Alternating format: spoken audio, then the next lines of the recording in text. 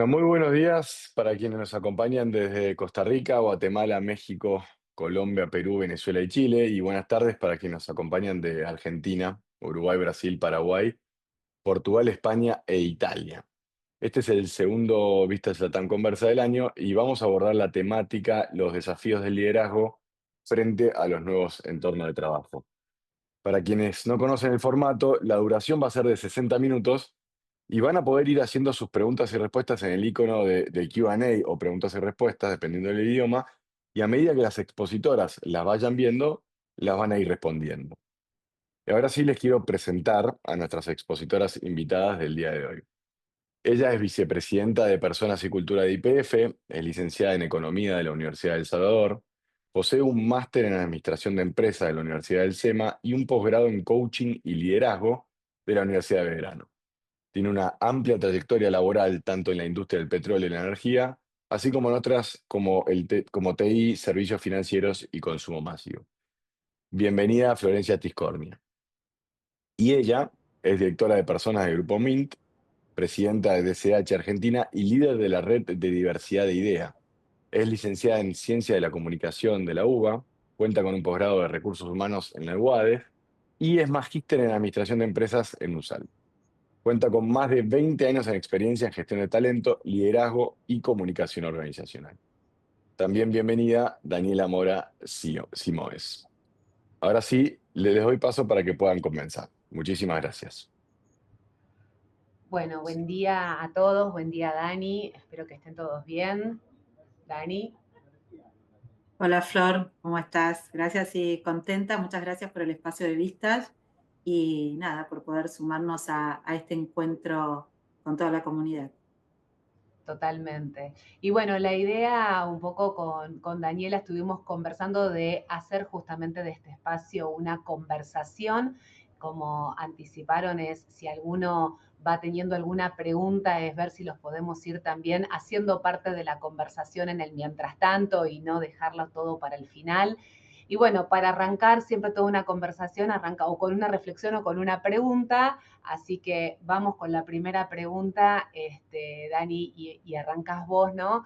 Desde tu experiencia, desde donde vos hoy estás, desde tu mirada acerca de qué pasa en nuestro mercado, es cuáles son los desafíos actuales que tenemos en términos generales y en particular quizás en la industria donde vos estás en términos de negocio y qué modelo de liderazgo entendemos necesitamos hoy para dar respuesta a ese nuevo contexto. Sí, Flor, y la idea un poco como vos bien dijiste, y para abrir el juego veo que se siguen sumando personas, así que muy, muy bueno. A medida que vamos hablando con Flor, nos encantaría que también ustedes sean parte del conversatorio a través de la opción de preguntas y nos vayan dejando reflexiones, preguntas y la vamos sumando a esta conversación. Para poner un poquito de contexto, sobre todo para los que están en otros países de LATAM, el grupo MIN es un grupo diversificado en diferentes unidades de negocios, pero con foco en salud. Tenemos desde lo que es una prepaga, que en otros países se llama un financiador en salud, un seguro médico, y después tenemos varios centros asistenciales de salud, acá los denominamos clínicas, también tenemos una clínica ontológica, tenemos centros ambulatorios, es decir, bastante diverso el ecosistema de negocios vinculados con salud y con los seguros también de viajeros. En esa línea, y un poco lo que hablamos previamente con Flor, es que lo que estamos viendo en el mercado en general, no solo en salud, es que hoy tenemos un nuevo modelo de liderazgo, ¿sí? Sin ir más lejos, y no es menor, que nosotros no hablamos ya de jefes, de directores, gerentes, sino del concepto de líder, ¿no? Y que el líder es mucho más ambicioso que solamente alguien que controla o supervisa un grupo de personas. El liderazgo hoy requiere ya no tanto el saber técnico, porque para eso un buen líder se genera equipos con personas que sí tengan ese saber, sino que es el arte de inspirar, es el arte de construir propósito, es el arte de ser buenos comunicadores y sobre todo lo que hablábamos en la previa a que se sumaran todos, es el arte de poder gestionar en contextos de incertidumbres, no solo por los temas económicos, políticos que puede atravesar el país donde uno está, sino también porque el mundo de los negocios y del trabajo está cambiando. Entonces, creo que hay una cantidad de atributos que hace que hoy ser líder no solo es quién sabe, sino quién quiere. Para nosotros como organización nos interesa mucho alguien que estamos colocando en un rol de liderazgo, preguntarle e indagar si querés, ¿no? Porque antes era, ¿te acordás, Flor, que se decía, el tren pasa una vez? Entonces, che, por las dudas agarra el puesto que te den. Y creo que un gran cambio que hoy hay es, no, la gente se tiene que conectar con su propósito y ser líder tiene que ser parte de tu propósito. No sé vos, Flor, cómo lo ves en tu industria y en tu organización. Conecto con esto último y después complemento. Yo siempre digo que ser líder no es llegar a tener el título que antes ponían en las oficinas de gerente, ¿no? No es tener un título, realmente es un desafío y es un compromiso. Cuando uno elige y cuando uno decide ser líder y sobre todo líderes de personas, también tienen que tener la responsabilidad, tenemos que tener la responsabilidad de entender el impacto que eso significa, el impacto con lo que a través de lo que hacemos, de lo que no hacemos, de lo que decimos, de lo que no decimos, de cómo actuamos, de cómo nos comportamos, tenemos en la vida de esas otras personas y en la vida de esas otras personas en su ámbito laboral, ¿no? Y cómo realmente esos líderes pueden hacer que esas personas realmente den lo mejor y entreguen lo máximo para con la organización o justamente todo lo contrario. Entonces, es una responsabilidad realmente ser líder y como vos decís, Dani, realmente tiene que ser una elección y no una elección solamente por el hecho de tener un título o por el hecho de que implique, que venga acompañado de alguna propuesta salarial, sino realmente entendiendo la responsabilidad y el impacto que conlleva. Y un poco, ahora sí vuelvo al inicio, como fue en la presentación, yo hoy estoy liderando el equipo de Personas y Cultura de YPF. Quizás la empresa no necesita mucha presentación. Somos una empresa de energía, una empresa integrada, que realmente son varias empresas adentro de una misma empresa con todos los tipos de negocios y la cadena de valor que manejamos. Y realmente hoy, contexto 2025, y creo que esto no solamente pasa en la industria de la energía, no solamente en Argentina, sino que creo que es un contexto latinoamericano y mundial, las empresas están mirando dentro de lo que es la generación de valor, su eficiencia, su productividad, la seguridad en el trabajo, tomar decisiones asertivas basadas en datos. Hoy hay como un foco puesto en todo esto y bueno, ¿cuál es el liderazgo que necesitamos para llevar adelante esos desafíos, ¿no? Y nosotros, por ejemplo, hablamos de 3 características de ese liderazgo, que las englobamos en transformador, asertivo y empático, en esas 3 palabras. ¿Por qué? Porque de algún modo es mirar las 3 dimensiones. Las 3 dimensiones de transformador, ¿qué tiene que ver? Con hacer que las cosas sucedan, asumir esas decisiones difíciles en estos contextos de incertidumbre, desafiar el status quo, dirigir a los equipos a esa visión de futuro, ¿no? Que a veces en estos contextos donde hay que estar mirando el aquí y el ahora por la eficiencia, por la productividad, no perder de vista que también tenemos que velar por el futuro de las empresas, por el futuro de la compañía. Y entonces también ese líder que pueda estar mirando hacia adelante y pueda llevar a sus equipos a evolucionar la forma de trabajo y a poder prepararse para el futuro.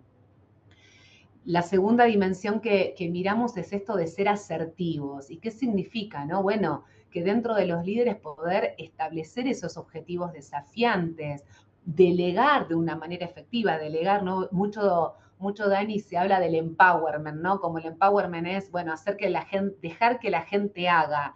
Pero el empowerment realmente es un arte, porque es hacer y delegar, hacer que los otros hagan, delegar, pero con responsabilidad. Formando a esos equipos, dándole el contexto, el marco, la orientación, guiándolos. Hay un rol del líder que no es, bueno, que los otros hagan, ¿no? Y el último es el empático. Y el empático tiene que ver con esta mirada del líder sobre las personas en términos de su coherencia, del liderazgo con convicción, de generar los espacios de diálogos, espacios abiertos, espacios transparentes, favorecer la colaboración en los entornos de trabajo, alentar la meritocracia, reconocer los logros, cómo el líder se conecta con la dimensión personas y no solamente con la dimensión o negocio o futuro o resultados, ¿no? Sino que pone en esa tríada también a las personas en el centro. Sí, totalmente, y a lo mejor en línea con lo que vos decís, aprovecho, estaría bueno que nos vayan dejando en las preguntas qué es para ustedes líder hoy, ¿no? ¿Qué desafíos o habilidades tiene que tener un líder hoy? Así vamos viendo un poco el crisol de respuestas que hay en estas casi 100 personas que nos acompañan. Nosotros, viste que cada empresa como con su esquemita, lo que nosotros, siguiendo tu línea, cómo lo planteamos es el líder tiene que poder conectar, o mejor dicho, la cultura que estamos construyendo, no nos olvidemos que nosotros al ser salud gestionamos emociones. Yo siempre digo, cualquier persona que se conecta con una empresa de servicios de salud, su recuerdo probablemente va a estar conectado a una emoción. Porque, bueno, uno va a una institución de salud o una enfermedad, o puede ser algo positivo, o puede ser un parto, pero hasta puede tener una emoción a veces negativa, ¿no? Por la angustia, la ansiedad. Entonces nosotros decimos, al ser una organización que gestionamos con emociones, nuestro foco hoy en el liderazgo es conectar el ser con el hacer, ¿no? Nosotros decimos, hay una evolución en las inteligencias. Hace décadas atrás, cuando uno decía, ¿cuándo una persona es inteligente? Y cuando tiene determinado coeficiente intelectual. Eso lo hacía la persona inteligente. Después esto evolucionó y dijo, no, pero espera, con eso solo no alcanza, sino que también empezamos a ver que está la inteligencia emocional, ¿no? Justamente la parte de las emociones, no es solo lo que sabemos. Einstein era inteligente, pero por eso solo tal vez no era un buen líder. La generación de los millennials nos trajo la inteligencia colaborativa, el aprender con el otro. Aparecen las grandes aplicaciones donde Waze, donde uno compartía sus experiencias, aprendía y tomaba decisiones. Y hoy vemos como parte de esta transformación organizacional y entendiendo que la IA está transformando los roles y qué es lo que las personas vamos a contribuir al mundo del trabajo, y se habla de la inteligencia espiritual, que no tiene que ver con un tema religioso, como es decir, eso va por el carril que cada uno tenga de la fe, sino que tiene que ver con esta conexión del hacer, que vos bien dijiste, las organizaciones hoy tenemos que ser productivas, rentables, sustentables, como siempre, en contextos como los que vivimos, por lo menos en países de Latam, mucho más, pero esto solo es posible si podemos conectar con este ser. Y en el caso de los líderes, en un proceso de transformación, como está viendo en el mundo de los trabajos, implica conectar con emociones que nosotros trabajamos como la vulnerabilidad, el ego, el miedo. Nosotros muchas veces en nuestras empresas, y seguro es parte de las que están acá presentes, tenemos personas en posiciones de liderazgo que hace bastantes años que están en ese rol y adquirieron poder. Ser líder también implica tener poder. Y de repente las empresas le estamos diciendo, estamos innovando, tenés que hacer tu reskilling.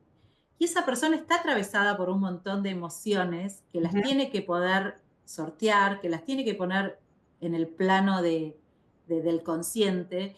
Y por eso, si logramos, nosotros decimos, si logramos trabajar de ese lugar, vamos a lograr sacar la mejor versión de ese líder, su ser, para dar su mejor resultado del hacer. Entonces yo creo que en el contexto del que viene, y en línea con lo que vos decís, Flor, esta conexión entre el ser y el hacer es cada vez más poderosa. No alcanza solo con un líder que alcanza resultados. Si no logra traccionar, inspirar y construir la mejor versión del equipo, probablemente ese resultado no se mantenga en el largo plazo. Totalmente, porque quizás hoy lo que pasa es que las personas no solamente buscan en su lugar de trabajo una fuente de ingreso, sino que también lo que están buscando es una fuente de sentido, una fuente de propósito, ¿no? Eso que realmente te despierte todos los días, ir a ese lugar y contribuir a algo que va más allá de llevar un salario a tu casa, ¿no? O de obtener algo material.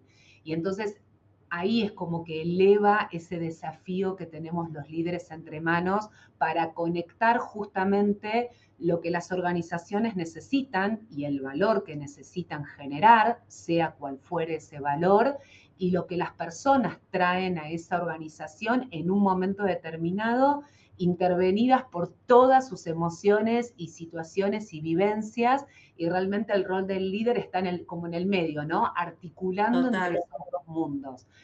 Bueno, ¿te acordás, Flor? Y que antes se decía como que uno podía disociar, ¿no? Lo que te pasaba en tu ámbito laboral con el ámbito personal, algo de, sí, pero inviable. Y nosotros Exacto. generacionalmente, lo hemos hablado mucho porque tenemos más o menos la misma edad, crecimos en ese modelo organizacional, que era, no, no, no, yo soy de una manera en mi casa y con mis amigos, de otra manera en el trabajo. Eso ya, por suerte, nos dimos cuenta que no es así. Y en esa línea, Flor, mira, te hago una pregunta que nos hace Jesús, que está buenísima, si A querés ver. contestarla. Jesús nos pregunta, me gustaría saber cómo lograr confianza y que el equipo deposite su confianza y crea en el líder. Preguntón. ¿Qué opina, Flor? Wow, sí. A ver, primera declaración, ¿no? La confianza no se pide, la confianza se gana, ¿no? Con lo cual, por lo menos desde mi punto de vista, con lo cual es un camino donde la coherencia entre lo que digo y lo que hago para mí es uno de los pilares. Nosotros, esto de haz lo que yo digo y no lo que yo hago, claramente no va para un líder. El líder tiene que ser realmente consistente entre cuál es su conducta del día a día y realmente lo que está diciendo y lo que le está pidiendo al equipo. Ese para mí es una de las formas de ganar confianza. La otra forma, es decir, eso te da credibilidad, ¿no? De alguna manera. Eh, Luego, otra de las maneras de ganar confianza tiene que ver a través del diálogo. Si hay algo que por lo menos en mi rol, en mi puesto, desde la mirada de recursos humanos y a lo largo de todos los años acompañando esta y otras organizaciones, que para mí es uno de los grandes problemas que tenemos en las organizaciones, es la comunicación. Cuando falla la comunicación, cuando no se dan esos puentes de reflexión, de entendimiento oportuna, de decir las cosas en el momento oportuno, de clarificarlas, de acordar las expectativas, bueno, realmente esa falta de comunicación empieza a generar un entorno de incertidumbre y por lo tanto de desconfianza. Los líderes necesitamos tender esos puentes de comunicación abierta, transparente. A veces conversaciones que son fáciles, a veces conversaciones difíciles, pero hay que darlas. Y creo que eso es otro de los caminos de la construcción de la confianza. Y por otro lado es realmente cómo los líderes logramos conectar el propósito y los objetivos de las compañías con lo que cada persona valora y es. No todas las personas valoran lo mismo, no todas las personas necesitan lo mismo. Con lo cual, un líder que va con las mismas recetas para con todas las personas puede no necesariamente generar confianza en algunas y no en otras. Y justamente esto es otra de las habilidades que necesitamos en los líderes. Cómo realmente poder tener esa plasticidad, esa autenticidad de entender, en algún momento se llamó adaptativo y tenía también algunos otros nombres, ¿no? Pero realmente entender esto, ¿no? Cómo poder conectar con cada una de las personas dentro de lo que son, dentro de lo que están sintiendo y hacer ese puente con lo que el equipo necesita y con lo que la organización necesita y lo que esa persona puede dar en ese momento. No sé vos, Sí, mirá, hubiera dicho lo mismo, creo que usaste todos los mismos términos y si me tuviera que quedar con una idea fuerza es la coherencia, ¿no? Y teniendo en cuenta que hoy estamos tan expuestos, obviamente algo que no hablamos y ahora nos vamos a meter un poquitito en tema de equipos, que Jesús nos dio el pie, pero hoy el liderazgo inspira hacia adentro e inspira hacia afuera. Hoy, por ejemplo, cuando se mide una reputación de marca, también vieron que se mide mucho la reputación de sus líderes y la exposición y cómo la marca profesional uno la expande fuera de la organización. Pero eso requiere justamente mucha coherencia, ¿no? Es decir, porque, y tener mucho sentido. La coherencia no es seguir libritos, seguir lo que es cool, lo que está de moda, sino conectarse con lo que a uno le hace sentido. Así que creo que en eso es el punto que hoy la gente más necesita, coherencia y transparencia, ¿no? Si tuviera que definir la fórmula. Y ahí te abre el juego, Flor, ya que salió a decir esto, cómo construir confianza en los equipos. No sé, Jesús, si te contestamos, si no volver a escribirnos y la profundizamos o dejar la reflexión.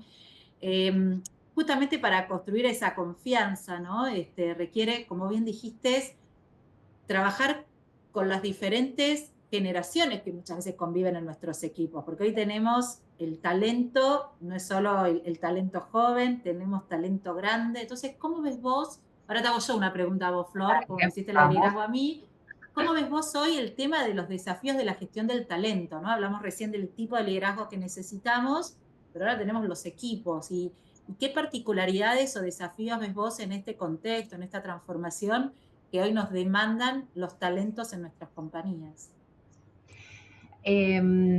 A ver, yo creo que hoy en las organizaciones, y ya nos viene sucediendo desde hace algunos años, esto no es de ahora, pero sí lo que empiezan a vivir a convivir son las distintas generaciones dentro de una organización, ¿no? Y sobre todo y bueno, que es otro tema en sí mismo, que tiene que ver con las generaciones que hasta hace poquito estaban próximas a la jubilación, pero con lo que se está extendiendo la vida laboral y la productividad y realmente la energía de las personas para seguir dentro de las organizaciones, bueno, hoy tenemos quizás personas, o por lo menos como nos pasa a nosotros, de hasta 70 años conviviendo dentro de la organización con personas que nosotros consideramos nuestro talento joven, que tienen 21 o 22 años, ¿no? Y están entrando en el mundo laboral, todas conviviendo en el mismo momento en la organización. Y si bien creo que hay factores comunes que todas las generaciones tienen, que tiene que ver, por ejemplo, con el reconocimiento, ¿no? Algo de lo que a veces no hablamos mucho, pero todas las generaciones de alguna u otra forma buscan ese punto de reconocimiento que va más allá del salario, ¿no? Que va más allá de lo monetario dentro de las organizaciones. Sí hay mucho particular de estas generaciones que hoy nos hacen, dentro de las prácticas de gestión de personas, desafiarnos a entender qué es lo que buscan y cómo de alguna manera vamos a dar respuesta para poder ser atractivos, ¿sí? Obviamente el líder otra vez en el centro, porque es el líder el que debe entender esa diversidad multigeneracional que tiene dentro de su equipo, ¿sí? Y ver a qué cosas le pide a cada uno, qué rol le da a cada uno dentro de ese equipo, y también entender esas personas qué es lo que están pidiendo. Por ejemplo, ¿qué nos pasa a nosotros? Personas de las generaciones más próximas a los 60 o los 70 son personas que tienen un conocimiento muy valioso para la organización y que quizás lo que están buscando es esto, ¿no? Cómo lo comparten con el resto del mundo, ese conocimiento, y cómo se sienten reconocidas por ese conocimiento que tienen, mientras que las nuevas generaciones vienen ávidas de aprender y de crecer rápidamente y de tener mentores, por ejemplo, ¿no? Es algo que buscan un montón. Entonces es cómo unimos los mundos, cómo unimos el mundo del que quiere dejar su legado, quiere compartir su conocimiento, con esas generaciones que están buscando aprender, desafiarse y crecer rápidamente. Entonces, bueno, desde la gestión del talento empecemos a unir esas generaciones a través de distintas prácticas, por ejemplo. No sé vos cómo lo ves, Dani. Sí, coincido, y un desafío que creo que hoy tenemos, que hoy hay seguramente lo que voy a decir no va a ser novedoso para los que nos están acompañando. Si algo dejó la pandemia en general y en estas generaciones que conviven es el concepto de bienestar, ¿no? Somos como mucho más un temón que dijimos que ahora en un ratito lo hablamos, que es modelo híbrido, presencialidad versus virtualidad, pero la gente, si algo empezó a tener como mucho más sentido, es cuidar su bienestar, ¿no? Entonces, sí, esto creo que es algo que en los equipos tenemos que cuidar mucho el bienestar, como bien dijiste, desde la seguridad psicológica, el entorno donde está trabajando, el bienestar vinculado, bueno, con salud, que para nosotros como organización de salud es un tema estratégico, el bienestar vinculado con su entorno, la familia, por esto que decimos que uno no se disocia, lo que le pasa en la casa lo atraviesa y lo lleva al mundo del trabajo. Creo que eso es un tema clave a la hora de pensar en la gestión del talento. Y después esto que vos decís es la primera vez en la historia del trabajo que conviven 4 generaciones en las compañías, con una dispersión etaria muy importante y atravesadas por momentos históricos, educativos, totalmente distintos. Yo creo que la clave, y los líderes también entender que, a ver, no somos los gurúes que podemos gestionar a todos, sino que tenemos que entender y desde la vulnerabilidad, por eso en las organizaciones existen programas de mentoreo, programas a veces uno puede tener a alguien en el equipo que es, a esta persona le vendría bien poder hablar más con otra persona, no sé, un líder Exacto. de 30 años que tiene una persona a su cargo de 65 o 70 años, como vos dijiste. Y hay algunos temas que tienen que ver con sus experiencias de vida que tal vez ese líder de 30 años no logra conectar, porque todavía ni llegó a ese momento de vida. Entonces, el pensar también el liderazgo colaborativos, por eso digo desde la vulnerabilidad, decir, mira, puedo pedir ayuda a otro líder que tal vez puede acompañar, no desde el rol, sino desde lo que le está atravesando de la emoción ese colaborador. Creo que esta parte de, en el buen sentido, los líderes que compartan, ¿no? Que se generen hacia adentro de la organización también espacios colaborativos es súper importante. Y el otro Sí, tema y para mí clave, perdóname complementarte en esto de lo cruzado, es y al revés, ¿no? Cómo ciertos líderes se dejan mentorear por jóvenes que le pueden traer su perspectiva, su mirada de la gestión, desafiarlos, ¿no? Que a veces también, ¿no? A los líderes que ya están en etapa madura, llamémosle, también, ¿no? Verse desafiados o interpelados por la mirada más joven, despojada de quizás de la experiencia, muy desde afuera, también nos cuesta, ¿no? Pero eso de alguna total, manera acerca esas generaciones y ayuda a los líderes a poder estar mejor preparados más rápidamente, tal cual. total, total. Y entender que nosotros sí, por ejemplo, a nivel compañía, lo que estamos trabajando y tomando una de las partes que vos me dijiste, que mencionaste, fuertemente con la generación Silver y entender que hay también en ellos un cambio en mindset que tenemos que acompañar. ¿En qué sentido? Alguien que está trabajando fuertemente en este tema me dijo, uno a los 50 años se tiene que preparar para los próximos 30 años de empleo, porque la gente vamos a llegar por necesidad económica o por necesidad de cómo estamos de activos física y mentalmente. Ahora, ¿eso implica que vamos a estar en relación de dependencia en un trabajo de 9 a 18 hasta los 80? No, claramente no. Pero eso implica ayudar, nosotros estamos trabajando fuerte en este concepto de generación Silver, ayudar a repensarse en cómo uno se vincula con el mundo del trabajo. Y acá voy a poner una palabra que también puede ser como muy disruptiva para el mundo de las organizaciones, que me lo dijo una vez otro colega nuestro. Se, las organizaciones tenemos que ser más amorosas en estos temas, ¿no? Porque a veces somos transaccionales. Bueno, le damos el paquete, le damos el dinero, le Llegó a armamos tal la lugar, jubilación, entonces ya, claro, le hacemos la fiestita, besito, besito, exacto. y no nos vemos más. Y yo creo que, y acá sabiendo que hay muchos empresarios que probablemente esta generación fue la que los ayudó a construir su compañía, es cómo le generamos espacios y acompañamiento para que también estas personas puedan ir repensándose, que no es fácil, no les resulta fácil, porque es una generación que el trabajo está relacionado. Relación de dependencia, me jubilo y no hay más nada después. Uh-huh, uh-huh. O sea, lo planteo cuando hablamos de talento, pensar en el desafío de las nuevas generaciones que buscan bienestar a full, y estas generaciones que tal vez se están retirando de la relación de dependencia, pero van a seguir con una persona hoy de 60, 65 o 70 años, como vos mencionás, todavía está muy activa para seguir vinculada Totalmente, con el trabajo, que no necesariamente es un vínculo de dependencia. Flor, totalmente. nos están Ahí haciendo un montón de preguntas. justo Ah, quería decirte una que Silvina preguntaba cómo podemos hacer para que la transferencia sea inversa de más jóvenes a más antiguos. Esto un poco lo abordamos y en las organizaciones le llamamos el reverse mentoring, ¿no? El mentoring al revés. Hay prácticas formales y guías para justamente poder llevar a cabo estos espacios, que son espacios formales, ¿no? Donde los jóvenes que pueden ser elegidos o que hayan levantado la mano, realmente tienen estos espacios de conversación que están guiados, pautados, con preguntas que puedan ayudar, pero tienen con líderes más senior de la compañía justamente para adecuar. Digo, es una de las prácticas que en las Y organizaciones te pongo, usamos. Flor, una chiquitita, viste que a veces, porque uno dice, uy, no tengo un área, no sé, uno dice, uy, pero Flor es una crack, tiene un área seguro de que le diseñe estos programas.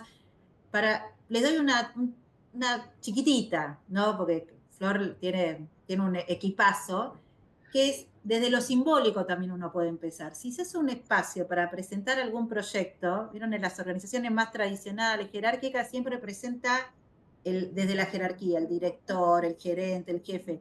Bueno, a veces esto de hacerlo a la inversa es, démosles espacio donde van a estar todos estos referentes de la compañía, pero que presenten los jóvenes. Si a lo mejor son los que están liderando ese proyecto. Desde lo simbólico uno con eso va traccionando una transformación cultural, que el Totalmente. saber también está la gente más joven, entonces en estos espacios de encuentro, convenciones o presentación de proyectos, que no sea siempre el líder, que a lo mejor es este que tiene 50, 60 o que años de estar en ese rol, sino darles el espacio a que los jóvenes también puedan ser parte de ese proceso. E incluso cuestiones más del día a día, como, y nosotros también lo hacemos, armar desayunos, ¿no? Conversaciones sin nada pautado, que sea una conversación abierta, por ejemplo, entre el CEO o la primera línea de management de la compañía y los jóvenes de la organización, ¿no? Espacios chiquitos, no multitudinarios, para donde realmente pueda darse ese diálogo de vuelta. Así que ahí hay como varias prácticas que no requieren tanto diseño. Total. Ping-pong de preguntas, Dale, tenemos un vamos. montón, así nos salimos del libreto que teníamos y vamos, me parece que es mucho más rico. Te pregunto, Flor, Lucas Chávez nos pone, si pueden poner la pregunta de qué país son, estaría buenísimo, porque tal vez también hay cosas más particulares de su país. ¿Cómo podemos lograr como líderes que la gente esté con ganas de capacitarse y de superarse continuamente? Teniendo en cuenta que nos encontramos en un contexto que cada vez hay menos interés por el trabajo, donde solo se ve como un medio para poder vivir y no tan alineado con el propósito que pueda tener la empresa. Muy buena pregunta, Lucas. ¿Qué Tal opinas, cual. Flor? Eh, a ver, no le voy a poner solamente al líder, ¿no? Creo que la organización como un sistema, las compañías como un sistema, realmente tenemos que tener una responsabilidad y un compromiso súper fuerte con el desarrollo de las personas desde el momento uno que ingresan en la organización, y tiene que ver con esa cultura que generamos internamente dentro de las organizaciones, con el aprendizaje continuo, con el desarrollo, con el no quedarte, con el desafiarte. Realmente tanto el conocimiento como ese conocimiento aplicado que tiene que ver con la experiencia es sumamente importante, y las organizaciones debemos buscar modos y sistemas formales para poder activarlo. Y para mí y es donde arranca, tiene que ver con esa cultura, ese aire que se respira en la organización.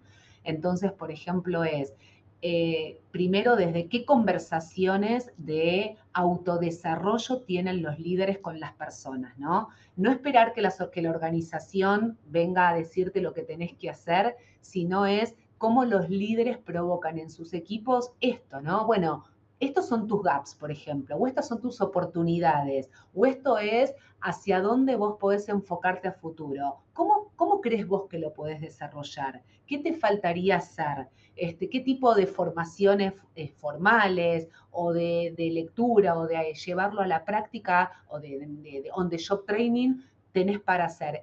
Empezar a que los líderes tengan esas conversaciones y esas provocaciones con sus equipos. Después puede venir la política de la compañía, ¿no? Si te pago el máster o no te pago el máster, si te cofinancio un estudio o no, si te invito a una actividad de formación que organiza la compañía. Digo, pero si desde ese rol del líder, que es el líder el que está motivando esa conversación con las personas y la organización le pide a las personas en su proceso de desarrollo profesional traer su plan, porque el plan de desarrollo es de las personas, no es de la organización. Y eso es lo que tenemos que, de alguna manera, provocar. No sé vos, Sí, Dani. yo complementando y a tu pregunta, Lucas, que coincido decir, hoy hay, es una realidad las investigaciones y que manejamos en diferentes asociaciones donde estamos, pero no solo locales, globales, cada vez más gente está apática con su lugar de trabajo. Eso es una realidad. Y creo que ahí es donde entra esto que venimos hablando de la conexión entre, si querés, entre lo emocional y el resultado. Y Flor decía algo en el tema del liderazgo que coincido plenamente, que es conversaciones claras y muchas veces asertivas. Yo creo que cuando uno se vincula con el mundo del trabajo hay un contrato psicológico y transaccional mínimo que hay que cumplir. Por eso si vos, Lucas, decís, mira, esa capacitación es la condición insoslayable para cumplir el rol, bueno, esa conversación tiene que estar muy clara, tal vez es una conversación difícil, pero es fundamental no por solo esa persona, sino por, yo siempre le digo a los líderes, por respeto profesional a esa persona, uno tiene que dar claro de lo que se espera, pero dos, por también uno como líder, cómo construye con el resto. En esto tiene mucho que ver otra cosa que dijo Flor, que es el reconocimiento, ¿no? Entonces, ante tu pregunta, si te puedo dar como alguna reflexión, es mucha claridad de lo que se espera del rol y las condiciones básicas esperables, ¿no? Y bueno, y ahí es donde entra después la parte de reconocimiento asociado, valorar el mérito y la conversación, sino asertiva que se debe tener, porque nosotros desde el área de personas nos encanta hablar de propósito, de inspiración, pero también es una realidad. Mucha gente se vincula con el mundo del trabajo de un lugar súper transaccional. Yo siempre digo, Ujú. es válido, es súper válido que la libido y el deseo esté puesto fuera de ese rol, porque hay gente que está en roles súper operativos, pero es clave entonces setear con esa persona las expectativas de ese rol transaccional, ¿no? Es decir, ¿qué esperamos de esa persona y cómo la acompañamos? Después tenemos los profesionales, profesionales no digo de tener título universitario, sino gente con esto, como dijo Flor, desafiada, con interés de crecer, y bueno, ahí entran otras conversaciones, pero dentro de esta diversidad que decimos generacional, también existe diversidad en cuanto a cuál es el motivo por el cual yo me vinculo con la organización, que no necesariamente tiene que ver con el propósito de trascendencia que tenga esa organización. Pero debe estar, y acá cierro y le dejo a Flor y alguna otra pregunta que tenemos es, nosotros decimos nuestra organización tiene el objetivo de salvar vidas, somos una empresa de salud, con lo cual eso tiene que estar dentro de tu modelo de gestión, es decir, el servicio al otro, por más que tu trabajo sea apático, si no tenés don de servicio, a veces lo hacemos muy bien, a veces no tan bien, pero trabajamos en que eso se construya como parte de nuestra cultura. Por Y eso, Dani, conversaciones perdóname, transparentes y genuinas. dijiste una palabra que no lo habíamos todavía traído, que tiene que ver con el mérito, con la meritocracia, ¿no?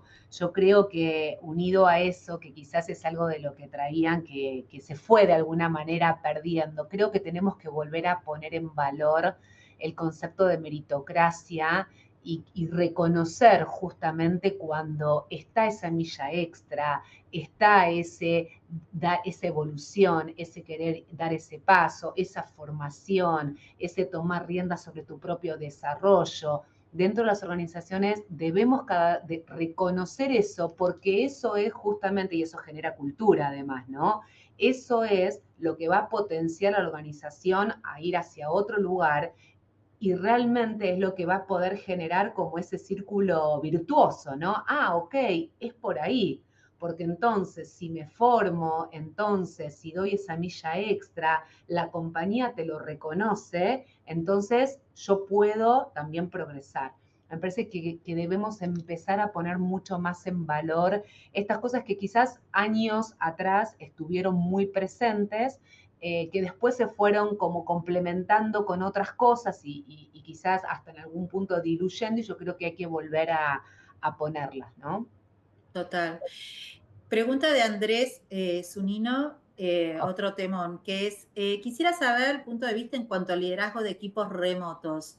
¿Es necesario buscar perfiles diferentes para liderar equipos remotos? ¿Qué se necesita hacer para que el liderazgo de equipos remotos sea eficaz? Bueno, hablamos de equipos, hablamos recién de cultura. El gran tema, de alguna manera, que tiene que ver con 100% remoto o algo que hoy estamos todos atravesados, que es virtualidad sí, virtualidad no. ¿Querés empezar vos? Es el tema en este momento. Sí, totalmente. A ver, breve. Como vos decís, hoy estamos de vuelta debatiéndonos este modelo forzado al que nos llevó la pandemia del trabajo remoto, donde algunas organizaciones, después de la salida de la pandemia, empezaron a retomar su presencialidad y siempre la discusión empezó a estar ahora ya si es o full remoto o estoy algunos días en la oficina y algunos días remoto, y ahora ya algunas organizaciones o industrias están en si volvemos a un full presencial, ¿no? Eh, Básicamente, yo creo que acá el gran desafío que tenemos es cómo podemos traer algunos aprendizajes y algunas cosas buenas que nos trae el trabajo híbrido en materia de flexibilidad, ¿no? Y en materia justamente de esto que las nuevas generaciones también están buscando, pero creo que la presencialidad empezó a ser mucho más necesaria dentro de las organizaciones porque también nos dimos cuenta que ese full remoto o ese gran tiempo estando remoto nos pierde conexión de la persona con la organización, con la cultura, con los equipos, con esto de lo que es el trabajo colaborativo realmente, el sincronizar, el poder entender. Convengamos que una conversación a través de una pantalla no tiene la misma riqueza, la misma textura que una conversación presencial. Entonces creo que ahí es donde empieza a la presencialidad a ser mucho más relevante. Y si necesitamos líderes distintos, no sé si líderes distintos, porque todos de alguna manera manejamos algún tipo de trabajo híbrido como líderes, pero sí necesitamos líderes preparados y formados. No es lo mismo tener un equipo, por ejemplo, operativo, en el cual uno está 100% con ese equipo y estamos todos en un mismo espacio y en un mismo entorno, que personas que tengo distribuidas en distintos lugares, que nos podemos ver un ratito en el día o capaz que pasan 2 o 3 días y no nos conectamos, ¿no? Yo creo que sí se necesita una cultura de trabajo por objetivos muy fuerte, de determinar cuál es el objetivo, cuáles son los tiempos, cómo se van a cumplir, cómo se van a generar esos entregables, cómo se van a gestionar esos espacios de conversación, cómo se maneja la agenda. Digo, creo que sí se necesitan algunas capacidades del líder puesta de manifiesto mucho más que en un entorno presencial. No sé vos, Dani, ¿cómo lo ves? Sí, complementando y coincidiendo, por supuesto. Yo creo que lo que ha pasado con esto, ¿no? Convengamos que el concepto de lo remoto no fue algo, a diferencia de otras transformaciones que hubo en el mundo del trabajo, que se fue dando paulatinamente como un cambio en la manera que trabajábamos, sino que de un día para el otro el mundo, digo, salvo algunas empresas puntuales que lo tenían, pero tuvimos que de un día para el otro ir a trabajar desde las casas, ¿no? Y Ujú. eso en un primer momento, acá hablando con colegas que estamos en la región y en otras asociaciones, salió como que era la nueva manera del trabajo y había como diciendo, no, y hay empresas que directamente ya dejaron todos los ladrillos porque ahora todo el mundo va a trabajar desde la casa y a veces tenemos estas reacciones sociales cuasi antropológicas como de ser muy pendulares, ¿no? Y era, no se vuelve más a la oficina. Después cuando se fue saliendo de la pandemia, y aparte nota al pie, que era, sí, esperen, hay otra gran parte del mundo del trabajo, ni hablar como Flor, como yo, que tenemos gran parte de nuestra operación en terreno, que nunca vivieron la hibridez, es decir, un médico, un enfermero en un hospital, un sanatorio, tuvo todo el tiempo presencial. Es decir, se veía también como, digamos, pues pará, porque estás generando una grieta enorme entre el mundo del trabajo. Parecía que existía una manera de trabajar casi 100% desde las casas y una manera que era 100% presencial. Después creo que las organizaciones nos fuimos dando cuenta, no, pareciera esto que dice Blockchain, un poquito de presencialidad, conectarse con la gente, y salió el lema venir con propósito, ¿no? Y la gente igual no venía, o sea, pero vení con propósito, y hablábamos como los colegas de recursos humanos, de personas, decía, sí, le decimos a la gente que venga con propósito, pero dice, yo el propósito lo tengo en casa, porque aparte me da más bienestar, no sé, a mí, a esta gente de mi equipo decía, pues ¿sabes qué pasa, Daniela? Yo ya me organicé, yo termino mi día y en 2 minutos tengo el gimnasio enfrente, me corro el gimnasio si voy a la oficina, tengo 1 hora de transporte, ¿no? Entonces El la área gente de se había commute, tal cual. acomodado y creo que hoy estamos, y acá tal vez hay algunos empresarios o de áreas de finanzas más duras que dicen, sí, pero ¿sabes qué me pasa con esto? Que no me garantizás la productividad y la rentabilidad de la empresa, ¿no? Y creo que hoy estamos en ese momento, y esto que dice Flor, a otro extremo pendular, que es, volvemos todos a la oficina, como puede pasar en algunas compañías. Nosotros igual hemos hecho en diferentes espacios de mediciones, que tenemos muchos colegas de la región, les diría que hoy, acá hablo más de la Argentina, no puedo hablar del resto de la región, perdón, pero en Argentina hoy el modelo que más frecuente se da es 3 en la oficina, 2 en la casa, pero como dijo Flor, ya con mucha tendencia a 4 en la oficina, 1 en Cuatro la por casa.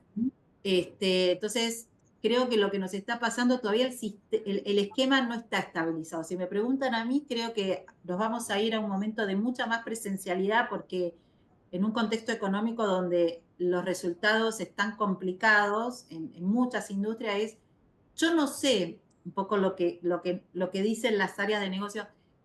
Yo no sé si la gente produce más en la oficina, pero acá los veo, ¿no? Es decir, creo que volvimos a esto que dice de la parte de medir más objetivos, construir más confianza, que como fue tan de un día para el otro y volver a las casas, no logramos construir acá hablo en nivel general, ¿eh? Nosotros estamos 3x2, por ejemplo, 3 en la oficina, 2 en la casa, los puestos no asistenciales. Pero coincidiendo con lo que dice Flor, creo que en el mundo del trabajo fue tan rápido este modelo remoto que no llegamos a construir los sistemas de gestión por objetivos, de liderazgo basado en la confianza, que podamos garantizar, porque insisto, los que estamos en el área de personas, hablo por Flor también, creo, sabemos que el talento produce igual en la casa o en la oficina, y el que no es talentoso en la oficina también puede hacer otras cosas y no ser productivo. Pero creo que nos falta tener más mediciones objetivas para demostrar al negocio que esto es así, ¿no? Y por eso hoy estamos con más presencialidad. Más mediciones objetivas, y vuelvo a unirlo más con cómo ponemos de relevancia la meritocracia, cómo realmente premiamos a los que sí hacen el buen uso, son productivos, generan valor, y tomamos decisiones con los que no necesariamente lo hacen. Ahí Samantha, no en el de preguntas, pero sí en el chat, pone qué recomendaciones le daríamos para liderar a trabajadores que se resisten a las actividades presenciales, pero que cada vez que los tiene que llamar presencial tiene todas las excusas. En realidad acá lo que yo creo es, si a las personas se les da la opción de elegir y son personas más de perfil staff, llamémosle, no les quepa la menor duda que van a elegir el remoto, ¿sí? Porque tiene muchísimas ventajas de cara a las personas. Son pocas las personas que dicen, no, yo me siento más cómoda en la oficina, ¿sí? Entonces, las organizaciones ahí sí, como tales, creo yo, tenemos que tomar la posición de esta es mi política. Y mi política es 2 días en la oficina, 3 días en la oficina, 4 días en la oficina, lo que fuera que se defina como la política de la compañía, y preparar a la compañía para ese tipo de trabajo. Entonces, si vamos a volver a un contexto de más presencialidad, cómo estamos preparando las oficinas, cómo estamos preparando los entornos de trabajo colaborativos, si tenemos que revisar algo del transporte, si tenemos que revisar algo de los comedores, si tenemos que revisar algo de los beneficios que damos en la presencialidad versus el trabajo remoto. Digo, creo que sí eso nos invita a revisar justamente algunas cosas que quizás las empezamos a dejar un poco de lado porque estábamos todos más remoto, pero creo que sí es importante que la compañía defina una política. Y la política de alguna manera es la que se tiene que respetar y cuidar, ¿no? Como que no hay excusas para decir lo hago o no lo hago. Coincido, y creo que esa es la parte como antipática o direccional que hace a setear esas expectativas y decir, en esta organización estas son las reglas de juego, y una es esa. insisto, creo que sí requiere, como bien dijiste, un liderazgo que sea particular, que se hace remoto y que se hace presencial, porque a veces lo que vemos es que es plano, ¿no? Entonces uno ve a las personas 100% conectadas o haciendo tareas hiperoperativas en la oficina, y cuando en realidad no, espera, eso que lo haga en la casa, y cuando viene a la oficina, aprovechar como líder a construir más espacios de equipo, a construir confianza, ¿no? Requiere adecuar, como vos bien dijiste, el tipo de roles o tareas. Estamos a 5 minutos de cerrar, pero Flor, no sé si hay una pregunta que hizo Inés, que no sé si la vamos a poder responder en 5 minutos, pero dejarle algún tip pregunta desde Perú. ¿Cómo, si le podemos dar alguna ayuda o alguna recomendación de cómo reclutar personas en lugares donde la gente no busca crecer profesionalmente y donde uno compite con el trabajo informal? Si tenemos alguna sugerencia para darle en este sentido. Yo si querés ahí, mientras Flor piensa, Inés, te doy un punto porque, bueno, no conozco tanto el contexto de Perú, sí te puedo hablar de la Argentina y te diría que en algunas zonas, sobre todo para puestos, como deben ser lo que vos estás mencionando, muy operativos, la situación es bastante parecida. Ahora tuvimos un cambio en algunas políticas del gobierno, pero a veces para determinadas posiciones uno competía con los subsidios, algunas cuestiones que para la persona decía, entre trabajar en la economía formal y trabajar en lo informal, me quedo en lo informal porque hasta gano más.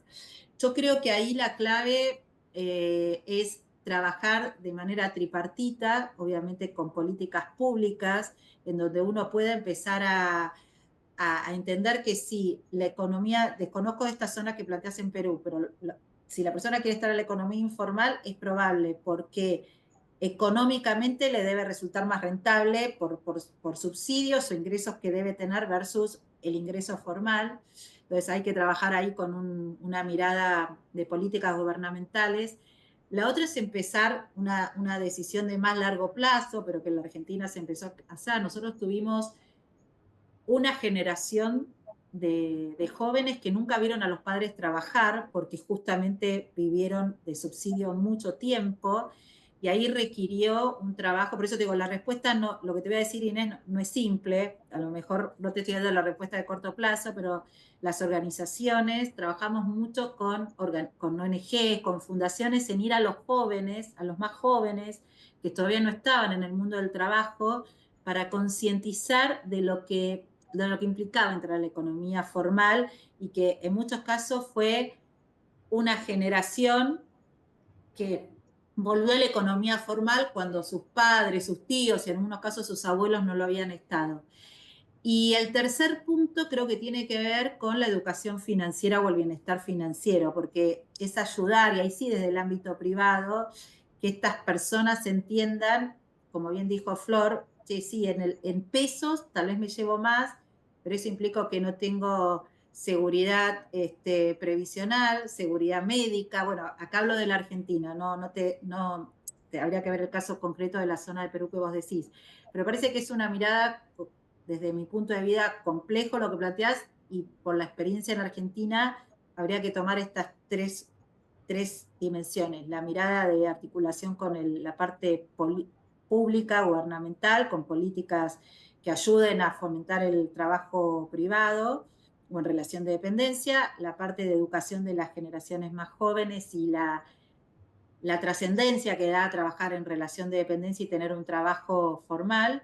Y tres, en lo que tiene que ver con formar y educar a estas personas que tal vez desde la ignorancia creen que esto es mejor a mediano o largo plazo que estar en una relación formal.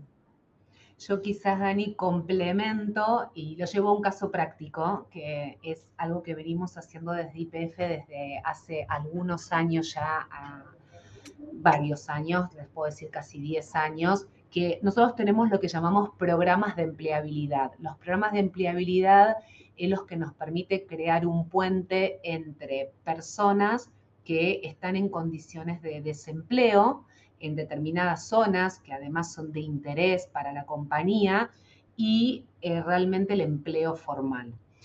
Nosotros ahí articulamos entre el programa empresa con, como dijo Dani, con una entidad pública que es el Ministerio de Trabajo, ¿sí? Y nuestro sindicato y universidades o escuelas técnicas.